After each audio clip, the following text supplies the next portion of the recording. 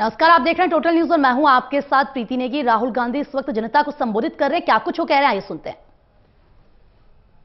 मगर सच्चाई यह है कि आज हिंदुस्तान का युवा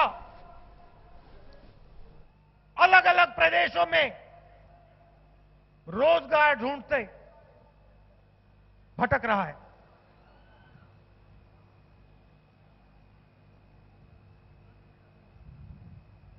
$450 युवाओं को 24 घंटे में नरेंद्र मोदी जी की सरकार रोजगार देती है। दूसरी तरफ किसानों का मुद्दा, गुजरात के चुनाव में हमने किसानों की बात की और किसानों ने गुजरात में हमारी पूरी समर्थन की। और किसानों के सामने कौन से मुद्दे हैं? नरेंद्र मोदी जी 3,50,000 करोड़ रुपए 15 लोगों का कर्जा माफ कर सकते हैं, हिंदुस्तान के सबसे अमीर लोगों का, मगर हिंदुस्तान के किसान का कर्जा माफ नहीं कर सकते। 1 रुपया कर्जा माफ नहीं कर सकते हैं। उल्टा अरुण जेटली जी कहते हैं किसान का कर्जा माफ करना हमारी पॉलिसी नहीं है। किसान बीमा का पैसा देते हैं और जब आंधी तूफान आता है तो फायदा उन्हीं 15 लोगों की कंपनी को होता है। आप पैसा भरो और सीधा का सीधा पैसा उनकी जेब में जाता है। मध्य प्रदेश में, छत्तीसगढ़, राजस्थान में चुनाव थे। हमने रोजगार का, किसान का मुद्दा उठाया और हमने वहां साफ कह दिया, और वही बात मैंने गुजरात में कही थी कि देखिए हम जो कहते हैं हम करके दिखा देते हैं। और हमने वहां कहा कि अगर नरेंद्र मोदी जी 3.5 लाख करोड़ रुपए 15 लोगों का कर्जा माफ कर सकता है तो कांग्रेस पार्टी किसानों का कर्जा माफ कर सकती है। और हमने कहा कि देखिए 10 दिन के अंदर इन 3 प्रदेशों में चुनाव के जीतने के 10 दिन के अंदर कांग्रेस पार्टी किसानों का कर्जा माफ कर देगी। और प्रधानमंत्री जी ने, बीजेपी के लोगों ने कहा कि कांग्रेस पार्टी झूठ बोल रही है। भाइयों और बहनों, मध्य प्रदेश, छत्तीसगढ़, राजस्थान में 10 दिन नहीं लगे, 2 दिन के अंदर कांग्रेस पार्टी ने इन प्रदेशों के सब किसानों का कर्जा माफ कर दिया।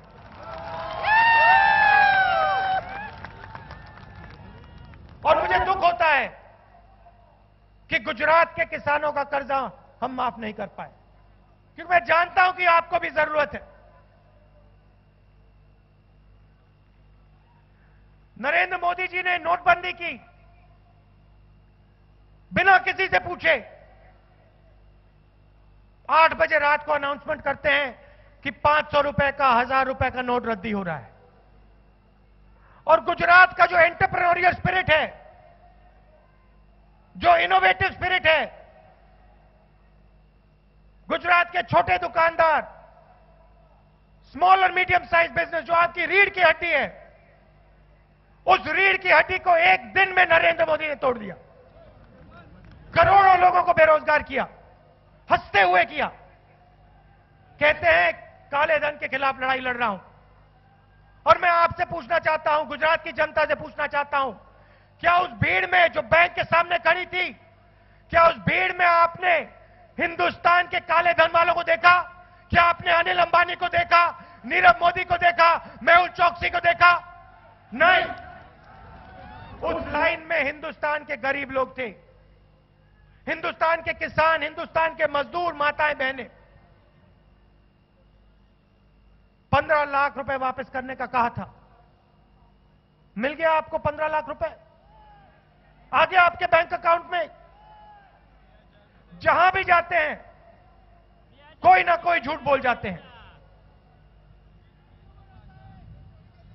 गब्बर सिंह टैक्स कहा था कि एक टैक्स होगा, सिंपल टैक्स होगा, 12 बजे रात को अनाउंस करते हैं, पता लगता है कि 5 अलग अलग टैक्स, और आज तक गुजरात के छोटे दुकानदारों को, स्मॉल मीडियम साइज बिजनेस वालों को जीएसटी समझ नहीं आई।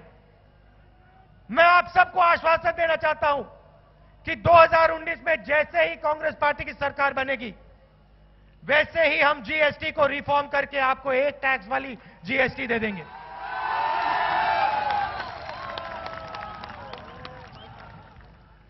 मगर नरेंद्र मोदी जी सच्चे मुद्दों की बात नहीं करना चाहते। नरेंद्र मोदी जी देश को यह नहीं बताना चाहते कि पिछले 5 सालों में उन्होंने रोजगार के लिए कुछ नहीं किया। नरेंद्र मोदी देश के किसान को यह याद नहीं दिलाना चाहते कि उन्होंने पिछले 5 साल में किसानों की बात नहीं सुनी, किसानों का कर्जा माफ नहीं किया, किसानों की मदद नहीं की। यह नहीं याद दिलाना चाहते कि उन्होंने किसान से बोनस छीना। एक के बाद एक नई बातें करेंगे।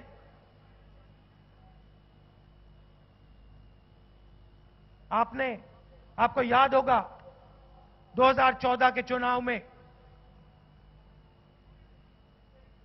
प्रधानमंत्री मत बनाओ, चौकीदार बनाओ। ये देखिए मैंने चौकीदार शब्द बोला।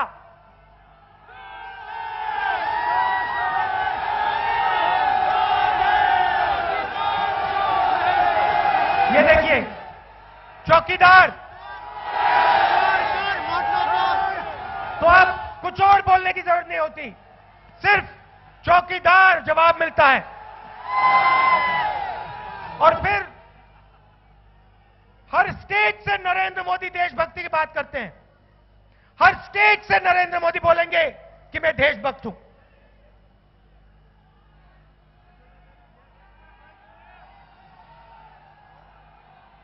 राफेल हवाई जहाज, नरेंद्र मोदी वायुसेना की प्रशंसा करते हैं, मगर नरेंद्र मोदी देश को यह नहीं बताते हैं कि उन्हीं पायलट्स और उसी वायुसेना के जेब में से नरेंद्र मोदी ने 30,000 करोड़ रुपए चोरी करके अनिल अंबानी के जेब में डाला है।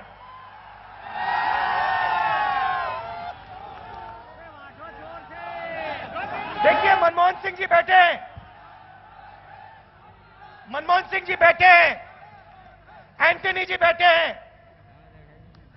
यूपीए के समय एंटनी जी ने, मनमोहन सिंह जी ने एक राफेल के लिए 526 करोड़ रुपए देने के तय किए थे। मनमोहन सिंह जी ने कहा था कि एचएएल कंपनी, हिंदुस्तान की सरकारी कंपनी जिसने 70 साल से हवाई जहाज बनाए, जिसके हवाई जहाज ने पाकिस्तान में जाके बम गिराए, मिराज हवाई जहाज, उस कंपनी को राफेल का कॉन्ट्रैक्ट मिलेगा। भाइयों और बहनों, अनिल अंबानी ने जिंदगी में हवाई जहाज नहीं बनाया है। और मैं गारंटी करके कहता हूं, अगर अनिल अंबानी जी को आपने एक कागज दे दिया और उनको कहा कि भैया कागज का हवाई जहाज बनाओ, अनिल अंबानी जी कागज का हवाई जहाज नहीं बना पाएंगे। बैंक का 45,000 करोड़ रुपए कर्जा है उन पर। एचएएल कंपनी ने 3,000 करोड़ रुपए अपना पैसा हिंदुस्तान की सरकार को दिया है। नरेंद्र मोदी जी प्रधानमंत्री बनते हैं, फ्रांस जाते हैं, और भाइयों और बहनों उनके साथ डेलीगेशन में अनिल अंबानी जाता है। फ्रांस के राष्ट्रपति कहते हैं कि हिंदुस्तान के प्रधानमंत्री ने मुझे मीटिंग में साफ बोला, एचएएल को कॉन्ट्रैक्ट नहीं मिलेगा, अनिल अंबानी को राफेल का कॉन्ट्रैक्ट देना पड़ेगा। और 526 करोड़ का हवाई जहाज नहीं खरीदिए, 1600 करोड़ रुपए का हवाई जहाज खरीदिए। फ्रांस के राष्ट्रपति ने यह बात बोली। होलैंड नाम है, इंटरनेट पे जाके देख लीजिए। सीबीआई का डायरेक्टर जांच करना चाहता है, 1:30 बजे रात को नरेंद्र मोदी जी उसको निकाल देते हैं। उसके बाद सुप्रीम कोर्ट कहता है कि सीबीआई डायरेक्टर को रीइंस्टेट करो, वापस लाओ। खारगे जी बैठे हैं, कमेटी पे हैं। घंटों में नरेंद्र मोदी जी ने सीबीआई डायरेक्टर को निकाल दिया, घंटों में दूसरी बार निकाल दिया, क्योंकि सीबीआई डायरेक्टर राफेल पे इंक्वायरी करने जा रहा था। गुजरात की जनता, आप मुझे बताइए, नरेंद्र मोदी जी ने आपको वायदा किया था, हम सबको वायदा किया था कि वो भ्रष्टाचार के खिलाफ लड़ेंगे। गुजरात की जनता को नरेंद्र मोदी जी से पूछना चाहिए, आपने एयरफोर्स के शहीदों का 30,000 करोड़ रुपए उनसे छीनकर अनिल अंबानी को क्यों दिया? किस बेसिस पे दिया? डिफेंस मिनिस्ट्री के डॉक्यूमेंट्स है, हिंदू अखबार में पढ़ लीजिए, साफ लिखा है। डिफेंस मिनिस्ट्री के लोगों ने साफ डॉक्यूमेंटेशन में लिखा है कि नरेंद्र मोदी चौकीदार ने पैरेलल नेगोशिएशन फ्रांस की सरकार के साथ किया। एयरफोर्स के लोगों ने, एयरफोर्स के डॉक्यूमेंटेशन में साफ लिखा है कि चौकीदार। अच्छा, देशभक्ति की बात करते हैं। पुलवामा में बम अटैक हुआ, मसूद अजहर ने बम अटैक किया, और मैं गुजरात से नरेंद्र मोदी से सवाल पूछना चाहता हूं, इस मसूद अजहर को हिंदुस्तान की जेल से पाकिस्तान किसने भेजा? बीजेपी की सरकार ने, वाजपेयी जी की सरकार ने स्पेशल हवाई जहाज में मसूद अजहर को डालकर, उसको पैसा देकर कांदाहार पहुंचाया। और नरेंद्र मोदी जी, आपके जो एनएसए है, नेशनल सिक्योरिटी एडवाइजर डोभाल जी, वो मसूद अजहर के साथ हवाई जहाज में एस्कॉर्ट बनकर कांदाहार गए। आप देश को समझाइए कि उन 40-45 शहीदों को जिस व्यक्ति ने मारा, उस व्यक्ति को आपने हिंदुस्तान से स्पेशल हवाई जहाज में भेजकर वापस भेजा। आप देश को यह बताइए। देशभक्ति की बात करते हैं ना, तो देश को बताइए कि मसूद अजहर को आपकी सरकार ने पाकिस्तान भेजा था। मसूद अजहर को पकड़ा किसने था? कांग्रेस पार्टी ने पकड़ा था, जेल में हमने उसको डाला था।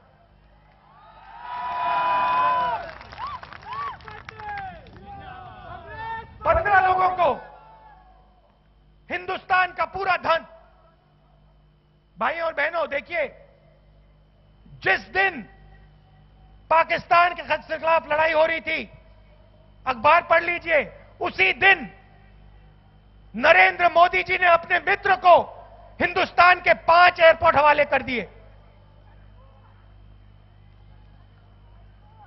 2 हिंदुस्तान बनाना चाहते हैं। एक हिंदुस्तान अनिल अंबानी वाला, मेहुल चौकसी वाला,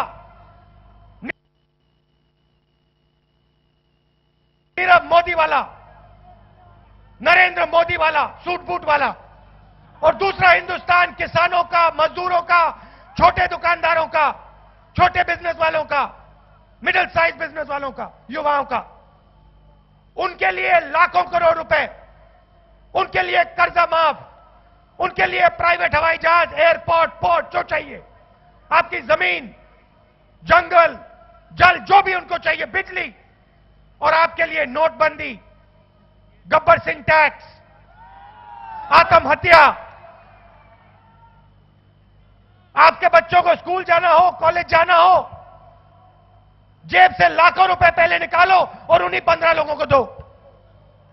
परिवार में कोई बीमार होगा, कैंसर होगा, कैट स्कैन की जरूरत, एमआरआई की जरूरत, प्राइवेट अस्पताल में जाओ और उन्हीं 15-20 लोगों को पहले 15 लाख 20 लाख रुपए दो, फिर एमआरआई कराओ, ऑपरेशन कराओ। ऐसा हिंदुस्तान हमें नहीं चाहिए और ऐसा हिंदुस्तान हम नहीं बनने देंगे, कुछ भी हो जाए।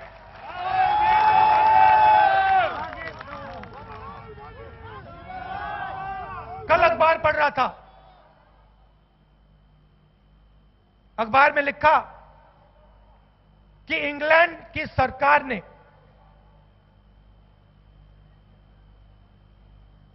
हिंदुस्तान की सरकार को मैसेज भेजा कि हमें आपसे थोड़ा इंफॉर्मेशन चाहिए, इंफॉर्मेशन भेजिए और हम नीरव मोदी को पकड़ के वापस हिंदुस्तान भेज देंगे। इंग्लैंड की सरकार कह रही है कि हिंदुस्तान की सरकार ने रिक्वेस्ट का जवाब नहीं दिया। प्रधानमंत्री नीरव मोदी को नीरव भाई कहते हैं, मेहुल चौकसी को मेहुल भाई कहते हैं, अनिल अंबानी को अनिल भाई कहते हैं, और ये सब लोग नरेंद्र मोदी की मार्केटिंग करते हैं। दिन भर आप इनको टीवी पे देखोगे, पैसा कहां से आता है मैं आपको बताता हूं। अनिल अंबानी, नीरव मोदी, मेहुल चौकसी, ललित मोदी, विजय माल्या, इन लोगों से पैसा आता है और दिन भर आपका पैसा लूटा जाता है। कांग्रेस पार्टी ने निर्णय ले लिया है 2019 में हम ऐतिहासिक काम करने जा रहे हैं। अगर नरेंद्र मोदी जी की सरकार 3.5 लाख करोड़ रुपए उनका माफ कर सकती है, अगर अमीर लोगों को वो पैसा दे सकते हैं, तो कांग्रेस पार्टी हिंदुस्तान के गरीब लोगों को, किसानों को, मजदूरों को, छोटे दुकानदारों को पैसा दे सकती है।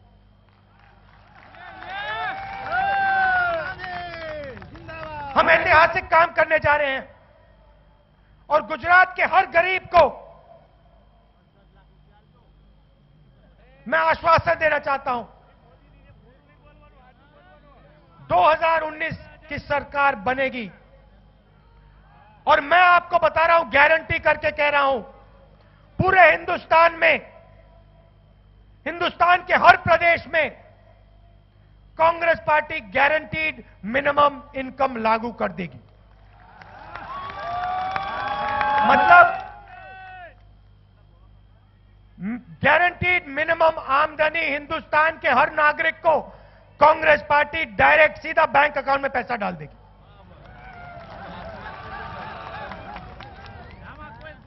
ऐतिहासिक काम है, कांग्रेस पार्टी ही कर सकती है। कांग्रेस के कार्यकर्ताओं को मैं मैसेज देना चाहता हूं, देखिए गुजरात का चुनाव हुआ और आप लड़े, बब्बर शेर जैसे कांग्रेस के सब वर्कर एक होकर आप लड़े।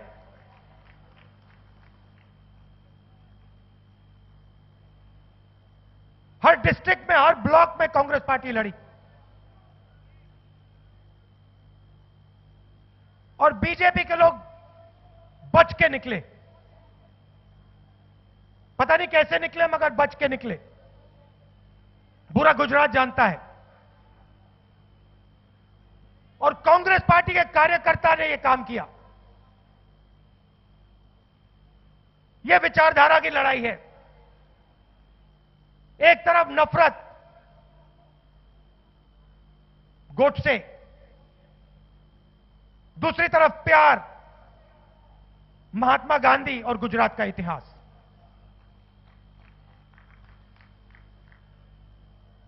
और जीत महात्मा गांधी की होगी, प्यार की होगी, भाईचारे की होगी, कांग्रेस पार्टी की होगी, गुजरात की होगी।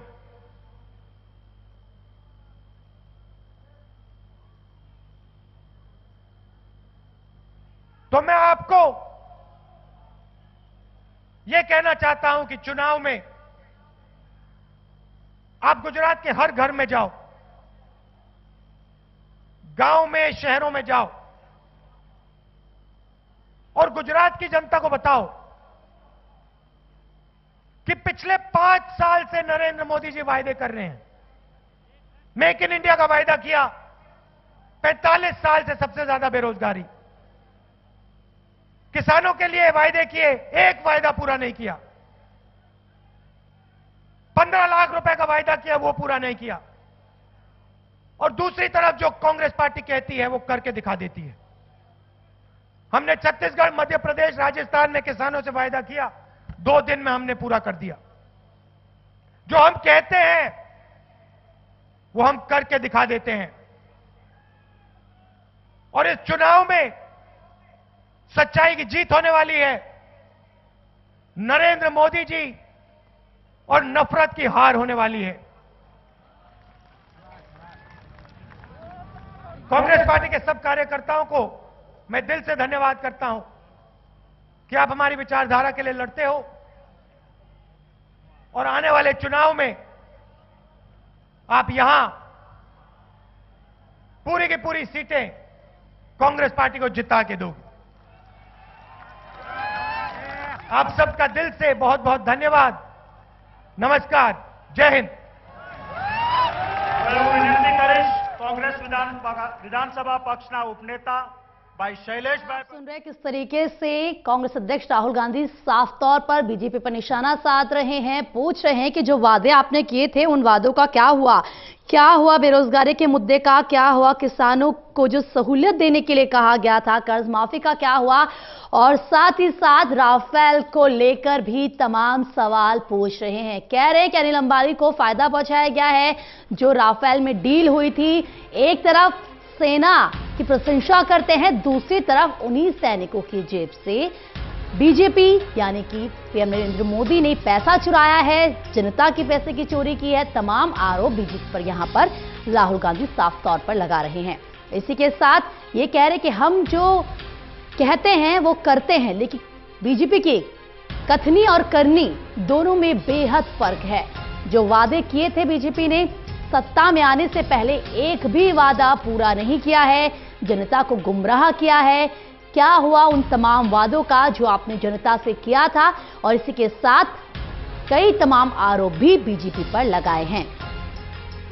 भ्रष्टाचार का आरोप, वादा खिलाफी का आरोप, और सवाल पूछ रहे हैं, जनता से कह रहे हैं कि आप भी जरा सवाल पूछिए। सवाल पूछना आपका हक है। और साफ तौर पर जिस तरीके से राहुल गांधी हर बार प्रधानमंत्री नरेंद्र मोदी पर निशाना साधते हैं, उनका जो तरीका होता है निशाना साधने का, जिस तरीके से वो कहते हैं कि चौकीदार ही चोर है, उसी को दोहराते हुए उन्होंने बार बार फिर से यहां पर कहा है जनता से कि एक तरफ कहते हैं कि चौकीदार है, लेकिन दूसरी तरफ वही चौकीदार किस तरीके से चोरी कर रहे हैं, जरा ये सोचिए।